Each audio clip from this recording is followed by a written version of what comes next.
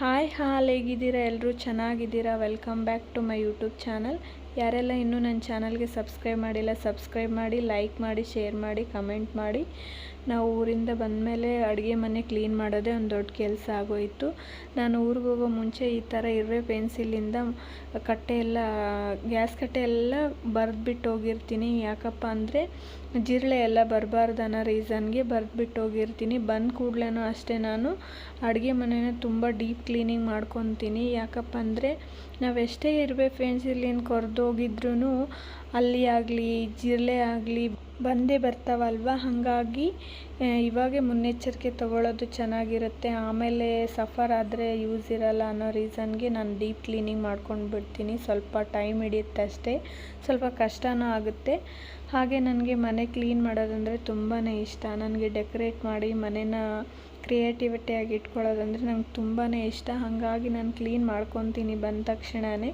ಇನ್ನೊಂದೇನೆಂದರೆ ಮೂಲೆಯಲ್ಲೂ clean ಮಾಡಿಕೊಂಡ್ರೆ next day ನಮ್ಗೆ ಅಡುಗೆ ಮಾಡೋದ್ರಲ್ಲಿ ಏನೂ ಟೆನ್ಷನ್ ಇರಲ್ಲ. ಅದರಲ್ಲಿ ಬೇರೆ ನಾನು 15 ಡೇಸಿಂದ ಊರಲ್ಲಿ ಬೇರೆ ಇರಲಿಲ್ಲಲ್ವ. ಹಾಗಾಗಿ ಎಲ್ಲೆಲ್ಲೋ ಸಾಮಾನು ಅಲ್ಲೆಲ್ಲೋ ಕುಂತ್ಕೊಂಡಿರ್ತವೆ. ಹಂಗಾಗಿ ಯಾರು ಇರದೆ ಸಮಯದಲ್ಲಿ ಹುಳಗಳು ಬರೋದು ಚಾನ್ಸಸ್ ಜಾಸ್ತಿ ಇರ್ತವೆ. ನಮ್ಮ ಹಸ್ಬೆಂಡ್ ಇರ್ತಿದ್ರು, ಬಟ್ ಅವ್ರು ಅಡುಗೆ ಮನೆ ಕಡೆನ ಬರ್ತಿರಲ್ಲ.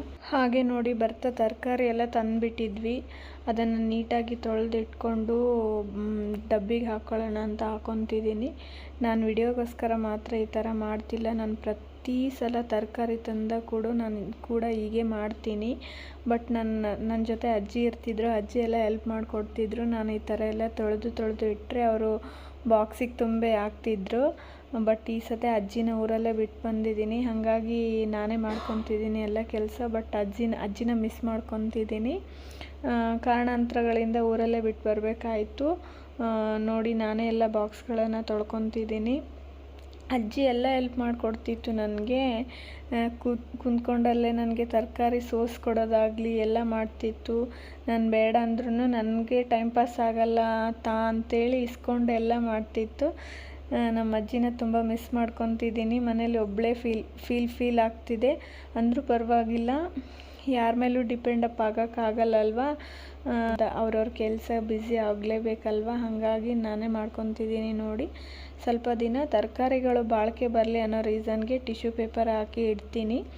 ಜಾಸ್ತಿ ದಿನ ಏನು ತರಕಾರಿನ ಯೂಸ್ ಮಾಡಬಾರ್ದು, ಬಟ್ ಸ್ವಲ್ಪ ದಿನ ಮಾತ್ರಕ್ಕಾದರೂ ಬರಲಿ ಅನ್ನೋ ರೀಸನ್ಗೆ ನಾನು ಈ ಥರ ತರಕಾರಿಗಳನ್ನು ಟಿಶ್ಯೂ ಪೇಪರಲ್ಲಿ ಹಾಕಿಡ್ತೀನಿ. ತರಬೇಕಾದ್ರೇ ತರಕಾರಿಗಳು ಫ್ರೆಶ್ ಆಗಿರಲಿಲ್ಲ. ಸಾಯಂಕಾಲ ತೊಗೊಂಡು ಬಂದ್ವಲ್ಲ, ಹಂಗಾಗಿ ಸ್ವಲ್ಪ ಮಾತ್ರನೇ ತೊಗೊಂಡು ಬಂದ್ವಿ. ನನಗೆ ಮನೆ ಡೆಕೋರೇಷನ್ ಮಾಡಬೇಕು ಅಂತ ತುಂಬಾ ಇಷ್ಟ. ಕೆಲವ್ರಿಗೆ ಅನಿಸುತ್ತೆ ಜಾತ್ರೆ ಫೀಲ್ ಆಗುತ್ತೆ ಅಲ್ಲ ಅಂತ. ಬಟ್ ಒಬ್ಬೊಬ್ರು ಇಷ್ಟ, ಒಬ್ಬೊಬ್ರಿಗೆ ಅಲ್ವಾ. ಅದೇ ಥರ ನನಗೂ ಮನೆ ಡೆಕೋರೇಷನ್ ಮಾಡ್ಬೇಕಂತ ತುಂಬಾ ಇಷ್ಟ. ಅದರಲ್ಲಿ ಕಿಚನ್ ನಾನು ಮಾಡೋದಾ ಬೇಡವಾ ಅಂತ ಕಮೆಂಟ್ ಬಾಕ್ಸಲ್ಲಿ ಕಮೆಂಟ್ ಹಾಕಿ. ನೀವು ಹ್ಞೂ ಅಂತಂದರೆ ನಾನು ಪಕ್ಕ ಡೆಕೋರೇಷನ್ ಮಾಡ್ತೀನಿ. ಹಾಗೆ ಇಲ್ಲಿ ನೋಡಿ ಹಾಲು ಕಾಸಿದ್ರೆ ಆಯ್ತು ಅಂತೇಳಿ ಹಾಲು ಕಾಸ್ಕೊತಿದ್ದೀನಿ. ಹಾಗೆ ಅಡುಗೆಗೆ ನಾನೇನು ಮಾಡ್ತಿಲ್ಲ, ಸ್ವಲ್ಪ ಅನ್ನ ಮಾಡ್ಕೊತಿದ್ದೀನಿ, ವೈಟ್ ರೈಸ್ ಅಷ್ಟೇ.